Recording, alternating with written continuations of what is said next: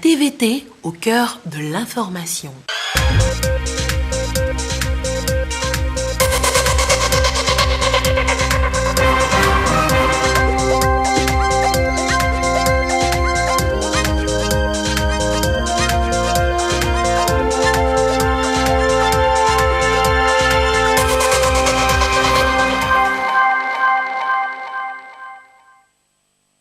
Bonsoir à tous. Dans l'actualité ce soir, le Togo veut tirer meilleur profit de ses volontaires pour un développement soutenu et participatif.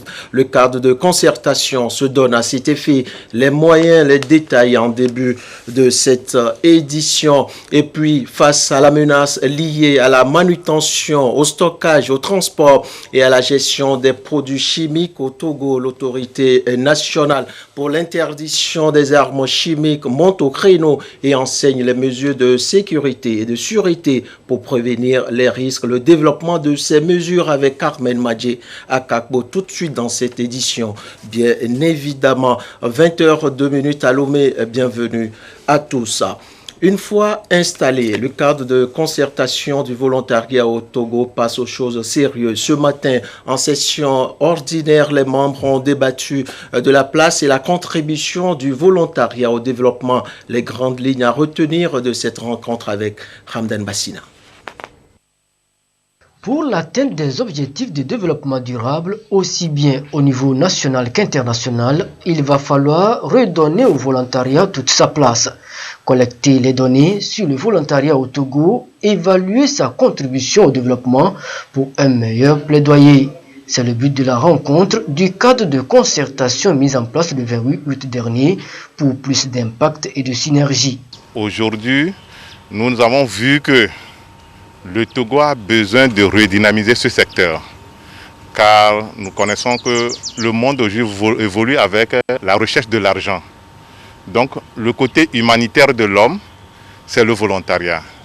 Et le Togo est vraiment engagé, que ce soit d'une manière structurelle ou non structurelle, de porter sa contribution aux autres. Et cette contribution, nous devons le faire savoir. C'est l'occasion qui va être donnée aujourd'hui de construire un carnaval qui permet que après chaque année, de montrer aux yeux des Togolais ce que le volontariat a amené au pays et au monde.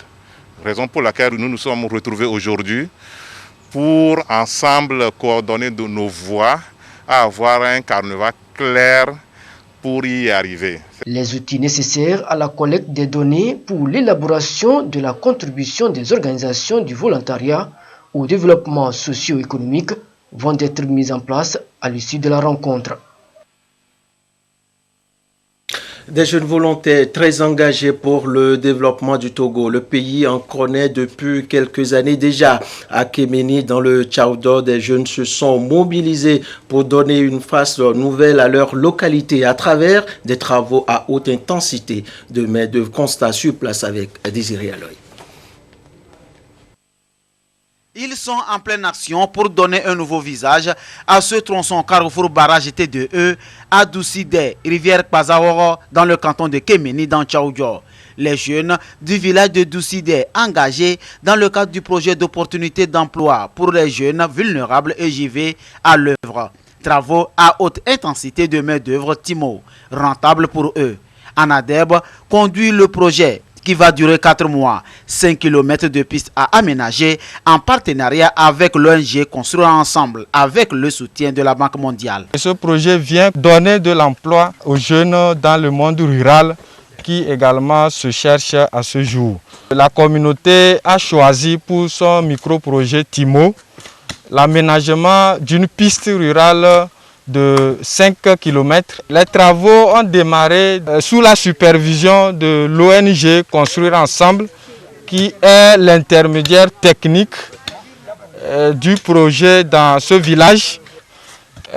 Les travaux sur cette piste consistent à désherber les entourages de la piste, à faire le remblai des nids de poules et également recharger tout au long de la piste pour la rendre beaucoup plus praticable aux usagers. Ces jeunes vont travailler durant 80 jours Et nous sommes là pour constater la qualité des activités et également le respect scrupuleux des mesures barrières éditées par le gouvernement pour la riposte à la pandémie à coronavirus. Les travaux se déroulent normalement. Les exigences du projet qui se résument aux mesures de sauvegarde environnementale et sociale ont été respectées. 70 jeunes, dont 46 femmes recrutées dans le cadre d'un partenariat communautaire, démontrent leur savoir-faire. Rémunérés à la fin du projet et formés en développement d'affaires, ils vont se lancer dans leur activité génératrice de revenus AGR, une politique sociale du gouvernement togolais au travers du ministère en charge du développement à la base. Je suis menuisier. J'ai fait le lycée technique de Sokodé. Depuis 2013, j'ai eu mon diplôme, mais je n'ai pas pu ouvrir mon atelier. Mais ce projet est venu. On va trouver quoi aller ouvrir notre atelier. Nous allons bénéficier de notre piste qui sera aménagée. Le déplacement pour sortir en ville sera facile. On remercie le président de la République parce que c'est lui qui a créé l'ANADEV. Nous sommes fiers de ce projet. Ça va m'aider à augmenter mon marché. Donc je suis très contente pour ce projet. À la fin de ce projet, beaucoup de femmes auront les moyens auxquels ils peuvent résoudre leurs problèmes. Et avec ça, on peut bien gérer notre foyer aussi. Les TIMO, travaux à haute intensité de main-d'œuvre dans la région centrale, touchent 34 villages identifiés dans les 5 préfectures, suivant le même schéma d'accompagnement. Les jeunes qui auront réussi à épargner un minimum de 40 000 auront une subvention pour développer des activités génératrices de revenus et ainsi s'installer. Donc c'est la politique que mène le gouvernement depuis pour apporter une solution définitive aux jeunes, surtout dans le monde rural, pour que ces derniers aient de l'emploi. 2380 jeunes dans toute la région enrôlés sont appelés à la fin du projet à s'autoprendre en charge en développant leur AGR, générer des ressources et rompre avec la pauvreté. À la suite de votre édition avec la rencontre Aniak-Togo et la presse cet après-midi, sujet à l'ordre du jour, les mesures de sécurité et de sûreté envisageables pour prévenir les risques liés à la manutention, au stockage, au transport et à la gestion des produits chimiques au Togo. Le compte-rendu de la séance avec Carmen Madiakakou. Par leur nature, sont corrosifs, explosifs, toxiques et inflammables. La société moderne en dépend pour son développement. Les États doivent veiller constamment pour éviter les risques liés à la gestion de ces produits. Au Togo, l'autorité nationale pour l'interdiction des armes chimiques, ANIAC, veille au grain. À cette rencontre, le public s'informe sur les différentes menaces liées à la manutention, au stockage et au transport des produits chimiques. Juste au lendemain du drame dont nous avons eu vent concernant le Liban, où des produits chimiques, en l'occurrence le nitrate d'ammonium, a explosé, a causé beaucoup de dommages. Cette situation peut se répéter en divers lieux de notre planète. Et pourquoi pas au Togo? Et c'est pour cela que l'ANIA Togo, en amont, a commencé à initier des programmes pour endiguer tout ce qui peut être source de menaces concernant les produits chimiques. Au Togo, des quantités importantes de produits chimiques de diverses natures sont couramment utilisés dans plusieurs secteurs d'activité, agriculture, santé et industrie entre autres. Depuis sa mise en place en 2015, l'ANIAC Togo fait tout pour éviter les risques liés à l'utilisation des produits chimiques aux populations. La deuxième phase de notre intervention aujourd'hui est d'attirer l'attention de toute la population et des sectoriels sur le double usage de certains produits chimiques. Certains produits chimiques qui peuvent être détournés de leur utilisation primaire et pour élaborer d'autres produits qui constituent des menaces pour la santé et pour l'environnement. En l'occurrence, Nous savons que dans le pays, il y a par exemple le chloroforme qui est utilisé comme eau de boisson. Lorsqu'il est mélangé à de l'eau, il est vendu. Et avec des sectoriels, il y a un arrêté qui a été pris pour l'interdiction de ce produit que nous appelons le soukoudaï ou parfois caïcaï. Leur consommation est interdite sur l'ensemble du territoire. Cette interdiction amènera l'ANIAC à d'abord procéder à une sensibilisation de la population sur les méfaits de ces produits. Et ensuite, nous allons passer à une phase qui sera celle de la répression si toutefois les gens continuaient à s'adonner à ces pratiques. Dans le secteur industriel au Togo, des efforts sont faits, certes, mais des défis restent à relever quant aux conditions de stockage. Il convient donc qu'une attention particulière soit accordée à leurs conditions pour éviter au Togo tout risque d'explosion. Et sans transition, l'humanité a une nouvelle fois consommé toutes les ressources que les écosystèmes peuvent produire en une année. Pour 2020, le phénomène s'est produit le 22 août dernier. Les scientifiques alertent déjà sur les dangers que la situation représente pour le monde entier et proposent des solutions. Gestion rationnelle de ressources naturelles. Un dossier signé Christa Gbedjino, présenté par Sandra Aziabi.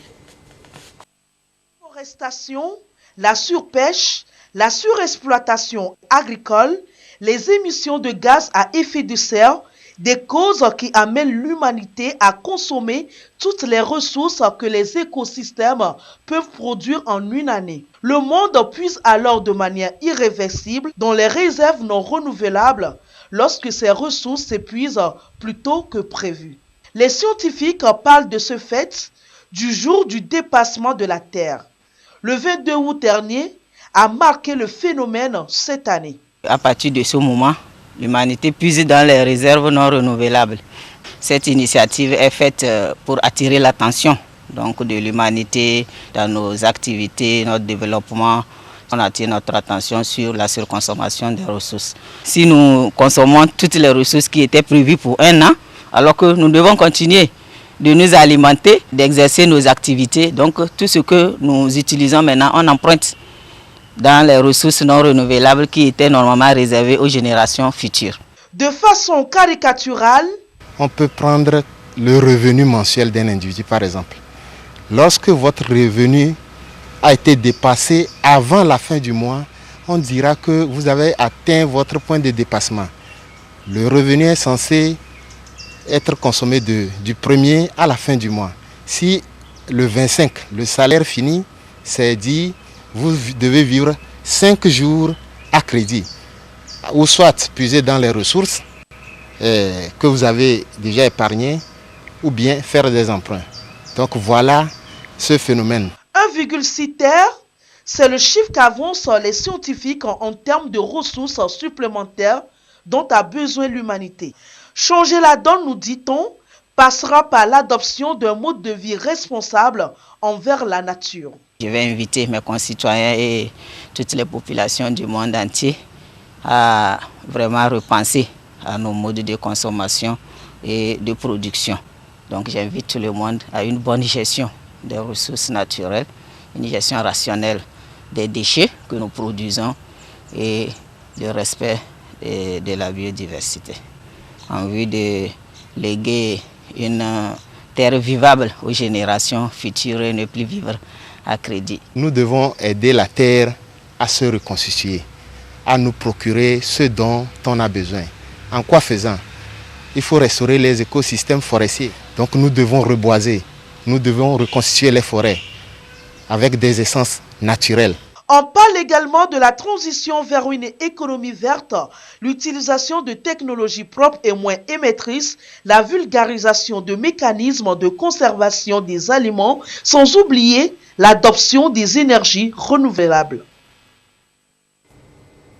Un mois présent sur la 54e édition de la Journée internationale de l'alphabétisation célébrée le 8 septembre dernier au Togo. L'événement est marqué par une assise des acteurs impliqués autour des valeurs telles l'alphabétisation, l'enseignement pendant et après le Covid-19. Compte rendu, Sandré Aziagbe. Face à la pandémie du Covid-19, les centres d'alphabétisation sont fermés. La 54e journée internationale d'alphabétisation, une occasion pour réfléchir sur le sujet. Sujet qui invite à innover et trouver des formules pertinentes pour réouvrir les centres et continuer la formation pour les apprenants dans le respect des mesures barrières. Il s'agit de faire un focus sur les méthodes qu'il faut innover pour s'adapter à la crise actuelle, pendant et après. Vous savez, la qualité dépend aussi en partie des éducateurs. Donc le thème de cette année voudrait qu'on mette un accent sur les éducateurs et la pédagogie qu'il faut pour s'en sortir, pour continuer d'enseigner. Aujourd'hui, le taux d'alphabétisme a atteint 63,6% au plan national. Le Togo veut atteindre 70% d'ici à 2022. L'année passée, nous avons eu à intervenir dans 13 préfectures pour l'alphabétisation des membres des COGEP. Donc, le projet initialement est prévu pour enrôler 2500 personnes. On a pu toucher 3025 personnes. Alors, avec le développement à la base, il était question d'alphabétiser les membres des groupements porteurs des plateformes pour leur permettre de savoir lire et écrire et surtout de renseigner les fiches de gestion de ces plateformes. Donc là, il était prévu 3200 bénéficiaires, mais nous avons fait 3428 bénéficiaires. Nous avons élaboré de nouveaux curricula en alphabétisation, post-alphabétisation et éducation non formelle. Et au jour d'aujourd'hui, nous avons élaboré le syllabaire en français, EV, Kabier, TIM. Les émissions débats et rencontres de réflexion vont marquer cette journée internationale d'alphabétisation au Togo. Elle se tiendra du 12 au 20 septembre dans les 5 régions dans le respect des mesures d'hygiène. L'alphabétisation, puisqu'on y est en tout cas reconnue comme un véritable facteur de développement. Elle autonomise les individus, les familles et donc des communautés pour le bien du pays. Le Togo a compris tous ces enjeux et œuvre au quotidien pour garantir un accès libre et équitable à l'apprentissage pour tous. L'alphabétisation au service du développement humain dans ce dossier de Christ Agbedino, présenté par Hamdan Bassina. Nemet Karim, la trentaine, est la parfaite illustration des bienfaits de l'alphabétisation. De cet apprentissage, non seulement elle sait lire, écrire et compter, mais aussi elle tient d'une main de maître son petit commerce de vente d'ustensiles de cuisine. Je vends très bien parce que si les gens arrivent, si c'est en français, ça passe très bien, si c'est en élevé, presque toutes les langues. J'arrive à les accueillir très bien, je les accueille très bien. Je leur donne les prix, on discute, on fait tout. Si c'est prenable, ils achètent. J'ai un cahier. L'achat que j'ai fait, j'écris tout dedans. Après tout, je vois ce que j'ai vendu autour de la journée. Je note tout ce que j'ai vendu au cours de la journée. Et puis le soir, je fais les comptes. Si ce calcul me permet de ne pas mélanger parce que j'arrive à bien faire mes comptes. L'alphabétisation me permet d'être une femme autonome. L'alphabétisation est donc un outil de développement social. Elle améliore la qualité de vie des personnes et reste essentielle à tout processus de développement. L'alphabétisation permet aux bénéficiaires d'être beaucoup plus autonomes, d'avoir beaucoup plus confiance en eux-mêmes. Par rapport à l'alphabétisation des femmes, l'alphabétisation leur permet de mieux gérer leur activité génératrice de revenus, de mieux nourrir leurs enfants, de mieux prendre soin de leurs enfants, de vérifier, suivre le calendrier de vaccination des enfants. Et les femmes, lorsqu'elles sont alphabétisées, elles participent mieux à la vie du foyer, à la vie de la communauté. L'atteinte de l'ODD 4, l'éducation de qualité pour tous, et la réussite du PND passeront donc par l'amélioration du taux d'alphabétisation au Togo qui est de 63,6% selon l'enquête Cube de 2015. Le gouvernement l'a compris. Il pense changer la donne. Pour changer la donne, je pense qu'il y a une sensibilisation, mobilisation accrue qui doit être faite. Et donc, si la communauté est sensibilisée, si les apprenants sont sensibilisés, et même dans les milieux où il y a déjà des programmes d'alphabétisation, c'est une plus-value qui va inciter d'autres à s'inscrire dans les programmes d'alphabétisation. Donc, il faut une grande sensibilisation pour que plusieurs puissent accéder au programme d'alphabétisation, avoir l'accès au programme d'alphabétisation. En dehors de ça, on doit avoir des programmes d'alphabétisation de qualité. Lorsque les programmes sont de qualité, les programmes sont attrayants, les programmes sont diversifiés, ça permet d'avoir un nombre beaucoup plus important d'apprenants dans les centres d'alphabétisation. Le développement d'un pays ne peut pas se faire sans l'alphabétisation parce que plus vous êtes alphabétisé, plus vous participez au développement du pays. L'alphabétisation consiste à l'apprentissage de la lecture, de l'écriture et du calcul. Elle est le fondement du progrès social selon les spécialistes. D'après le PNUD, elle compte pour 2/3 dans la composante éducation de l'indice de développement humain publié chaque année. Dans le reste de l'actualité, le Togo, toujours dans la lutte contre la pandémie au nouveau coronavirus, à Sokoré, des jeunes volontaires d'engagement citoyen prêtent leur voix à travers des actions sur le terrain pour parler de la maladie et des gestes barrières à observer, compte rendu avec Désiré Aloy. Nous sommes sur le site du grand marché de Sokodé en construction. Beaucoup d'ouvriers y travaillent. Un lieu alors très sensible à la propagation du virus à couronne. Tout se converge chaque matin ici, venant d'horizons divers. L'évêque, volontaire d'engagement citoyen sur le site pour les exhorter à l'application des mesures barrières. Vraiment, ça nous va droit au cœur, avec l'appui de l'assistance, en ce sens d'éducation de nos comportements au vu de cette pandémie qui vraiment fait des ravages. Très peu de gens comprennent l'importance de ces mesures barrières que nous devons adopter vis-à-vis de cette pandémie. Depuis que cette pandémie est arrivée, nous avons réduit d'abord le personnel pour éviter la contamination en faisant juste des travaux substantiels. Avec cela, nous avons pris les mesures de dispositifs de lave-mains. Nous avons le port du cache-nez qui était d'abord obligatoire pour nous parce que nous travaillons sur un chantier qu'il y a de la poussière. Qu'aux heures de pause, que les gens évitent de se regrouper de peur parce que nous venons tous de divers horizons. Anadeb vient nous rappeler un peu d'autres formes qui peuvent se faire. Au rond-point total Grand Marché, la cible, les conducteurs de mototaxi et les passants, attirer leur attention sur la pandémie. Même message dans les rues de la ville de Sokodé, sur le bon port des masques, le lavage correct des mains, le non-attroupement pour éviter la contamination. Dans ma voiture, je prends 3 personnes. Nous sommes 4 dans la voiture. Sans le cache-nez, je ne prends pas de passager. La sensibilisation de l'ANDEP est vraiment bon. Au marché de Daouré de Kouloundé, c'est la même préoccupation des évêques, toujours en action pour recadrer les populations. Nous sommes à Sokodé pour donner l'information aux bonnes femmes sur la pandémie de Covid-19 pour que les gens puissent comprendre qu'il y a la maladie.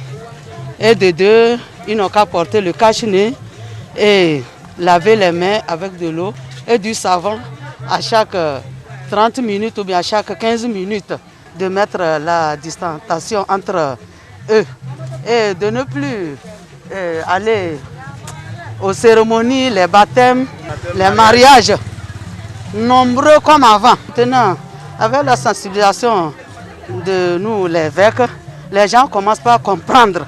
Je suis venue pour acheter le riz et tout ce que je veux auprès d'elle. Elle m'a vendu, elle a porté le cache-nez. Elle m'a bien accueilli comme il faut. Quand tu portes le cache-nez, tu ne vas pas attraper le virus. Nous sommes en danger. Chaque jour, on parle sur les médias que c'est comme ça, la maladie existe. Mais les gens n'aiment pas, ne comprennent pas.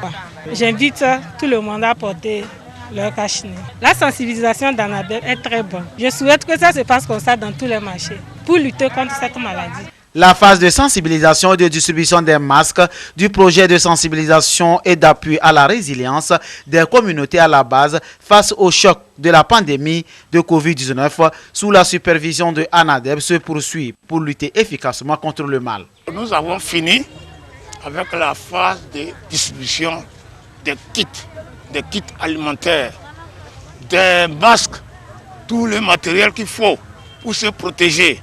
Mais maintenant, nous mettons l'accent sur la sensibilisation, surtout dans les marchés où il y a affluence.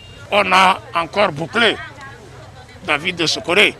Nous estimons que la maladie persiste. Les marchés sont les grands lieux de rassemblement de nos mamans qui représentent les foyers, les grands foyers à la maison. Et nous pensons que en leur expliquant la situation, elles seront notre porte-parole auprès des parents qui sont restés à la maison.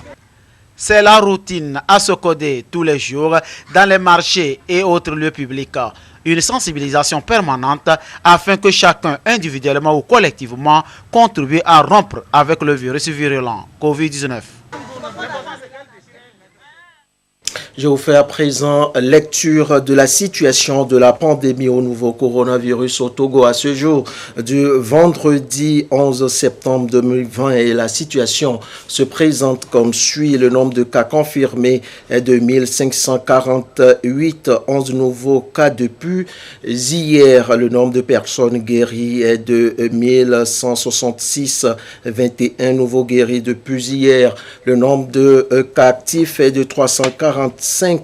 Le nombre de décès est de 37. Situation rendue publique ce jour par le ministre de la Santé et de l'Hygiène publique, professeur Moustapha Miji Yawa. L'université de Lomé célèbre ses 50 ans d'existence, un démisier qui a permis à ce temple de savoir de former des élites tout en contribuant au développement du Togo. Dans l'émission Corps de la Nation qui va suivre tout juste après ce journal à 21h, Anita Tigakou, ensemble avec les premiers responsables de l'institution, vous dresse le bilan des actions menées et des perspectives envisagées. Soyez donc tous au rendez-vous. Une situation toujours préoccupante. Nous parlons bien sûr de la pandémie au nouveau coronavirus. Et Edem Soussoupo, dans le sujet qui va suivre, nous présente mieux la maladie et les moyens de prévention. Regardez. Tous les pays du monde sont touchés par le nouveau coronavirus. Ce virulent virus se transmet d'homme à homme par voie aérienne au contact de sécrétions ou d'objets contaminés. La maladie est parfois mortelle. Elle cause des complications chez les sujets immunodéprimés qui doivent limiter nécessairement leur déplacement. Il faut alors se protéger et protéger les autres. La meilleure manière de se protéger est de se laver régulièrement les mains avec de l'eau et du savon.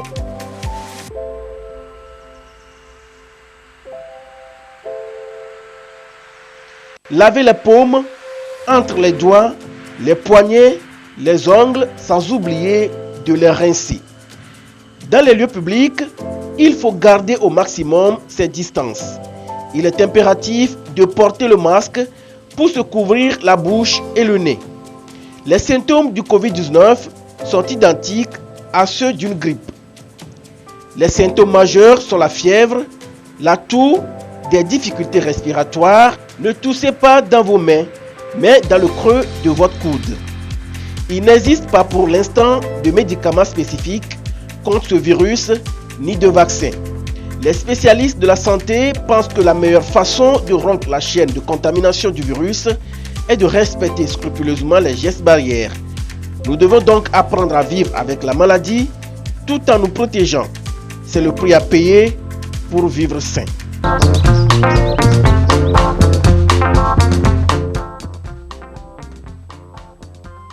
Et se communiquer avant de refermer cette édition.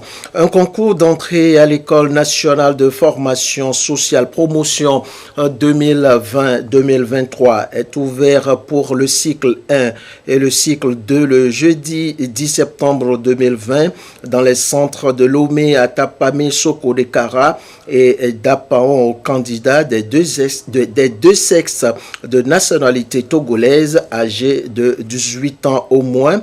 est de 30 ans au plus à la date du concours.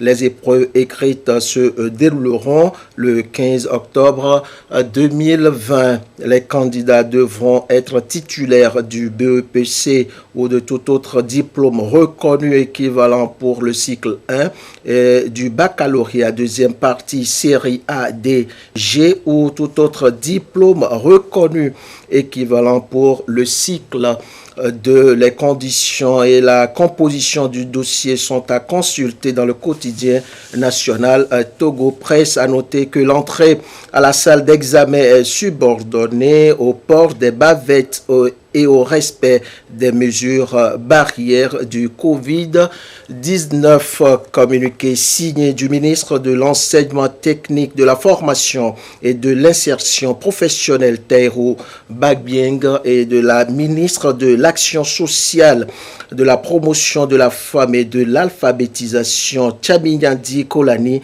Yentaré. Et c'est sur cette note que se referme cette édition. Prenons toujours soin de nous face au nouveau coronavirus. À très vite pour toujours vous servir avec le même plaisir et la même envie.